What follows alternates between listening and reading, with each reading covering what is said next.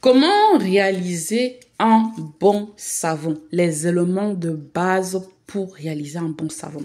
Vous pouvez fabriquer un savon éclaircissant, clarifiant, gommant, exfoliant, blanchissant, tout ce que vous voulez.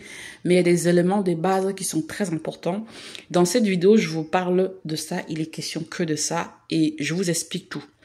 Pour réaliser un bon savon, vous devez connaître l'indice de saponification de chaque huile que vous utilisez. D'où c'est dangereux quand vous prenez une formule où vous allez juste respecter la formule sans avoir une bonne connaissance sur l'indice de saponification de ces huiles-là. Dans la formation, je donne les formules que j'utilise. Maintenant, aujourd'hui, je t'explique pourquoi c'est important de maîtriser les huiles que tu utilises pour fabriquer ton savon. Moi, j'utilise l'huile de ricin, des quantités très réduites. Tout simplement parce que j'ai fait des tests. Je me suis rendu compte qu'à un certain dosage, on n'obtient pas un bon savon. Le savon est beaucoup trop saturé. Ça ne mousse pas correctement. Et je suis sûre que c'est le genre de problème que vous avez déjà rencontré lors de votre parcours de saponification. Il y a des quantités à respecter. Vous ne devez pas aller au-delà de cette quantité-là, sinon vous n'obtenez pas un bon savon qui mousse. Ça va être hydratant, mais ça ne va pas mousser. Et les clients, ils n'aiment pas trop ça. L'huile de ricin, pour des personnes, l'huile de coco autant pour moi, je voulais dire. L'huile de coco, dans la saponification, vous pouvez utiliser 100% huile de coco dans une saponification.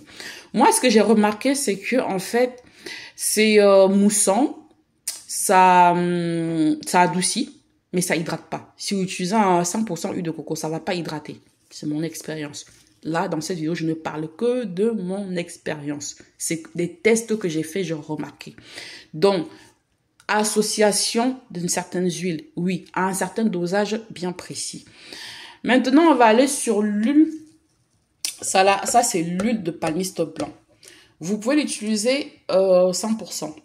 Mais attention, si vous débutez dans la saponification, faites très attention avec l'huile de palmiste blanc. Quand vous l'utilisez, la trace arrive à une vitesse incroyable. Si vous ne maîtrisez pas, ça sera une grosse perte pour vous. Moi, ce que je peux vous apporter comme conseil, utilisez un certain dosage. N'allez jamais au-delà des 15% du poids total de vos huiles. Les personnes qui sont bonnes en saponification comprennent tout de suite de quoi je parle. N'allez jamais au-delà de 15%. C'est un conseil que je peux vous apporter ayant expérimenté.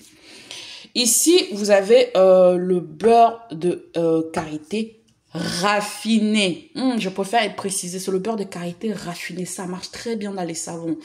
Les gens qui disent le beurre de karité raffiné, c'est pas bon, c'est pas bon. Moi, je vous dis que c'est bon. Parce qu'entre celle qui dit et celle qui a testé, il y a une nuance. Moi, j'ai testé. C'est très bon. Je préfère même ça. C'est pas coûteux et ça apporte vraiment le côté hydratant et nourrissant dans mes savons. Rien à dire. Là, en fait, c'est des éléments que j'utilise tout le temps. L'huile d'olive. Si vous êtes dans un pays où vous n'avez pas l'huile d'olive, vous pouvez le zapper. Mais voilà, c'est vraiment important. L'association de ces 4 huiles-là dans un savon, c'est une merveille. Vous devez les combiner pour créer un bon savon. Là, vraiment, je vous partage mes huiles que j'utilise systématiquement pour créer mes savons. Peu importe ce que je vais faire comme savon, j'utilise ces huiles-là. Maintenant, les 3 éléments clés. Ces éléments-là, en fait,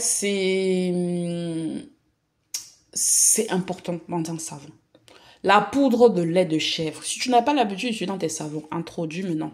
Tu viendras me dire. Tu verras par toi-même la différence. La poudre de lait de chèvre est très, très riche en acide lactique. Si ta peau ne supporte même pas l'acide lactique, utilise le lait de chèvre. Tu verras par toi-même la différence. C'est adoucissant, c'est exfoliant, c'est éclaircissant. Un éclaircissement naturel. J'ai fabriqué les savons pour mes filles. Depuis que je leur lave le corps avec la façon que la peau est lisse, jolie là. Et rien à rajouter. La lantoïne. La lantoïne, c'est une molécule qu'on retrouve dans la bave d'escargot. C'est très apaisant, c'est réparateur, c'est clarifiant, c'est très bon sur les peaux fragiles là. Là, je vous montre les éléments de base pour réaliser votre savon. Le lactate de sodium. Les filles, tapez lactate de sodium, saponification, vous-même là sur Google, vous allez voir. Ça là déjà.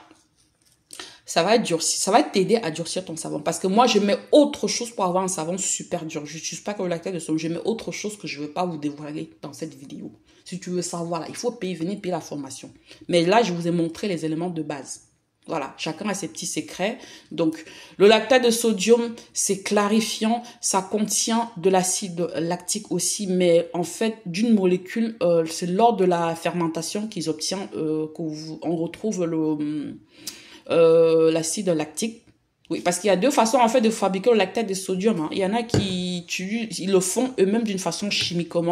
Ils réalisent d'une façon chimique. C'est-à-dire qu'en fait, ils utilisent la soude caustique et l'acide lactique pour réaliser leur lactate de sodium. Maintenant, il y a d'autres personnes qui font par fermentation. Moi, j'achète chez mon fournisseur, il le fait par fermentation. La fermentation, ça veut dire qu'en fait, on l'obtient naturellement.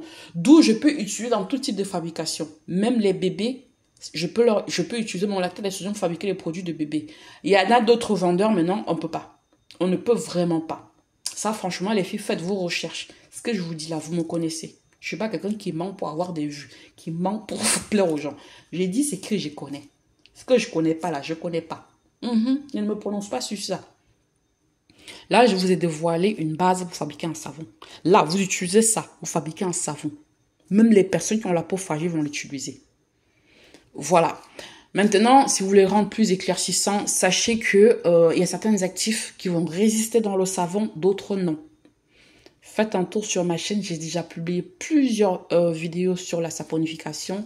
Là, c'est la partie 1 de la vidéo.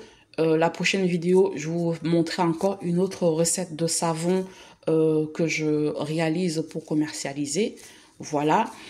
Et n'hésitez pas à me contacter si vous voulez obtenir une formation sur la saponification. Je vous envoie mes formules que j'utilise et les différents poudres que vous pouvez utiliser pour mettre dans vos savons.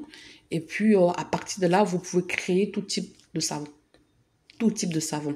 Même les savons mous que vous allez fabriquer, laisser cuire, venir les ramollir avec les mains, refabriquer vos molatos, tout ce que vous voulez.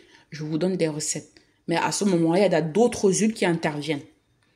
Voilà les filles, j'espère que vous avez aimé cette vidéo. Si tu aimes la fabrication, n'hésite pas à t'abonner à ma chaîne parce que je partage que ce type de vidéo.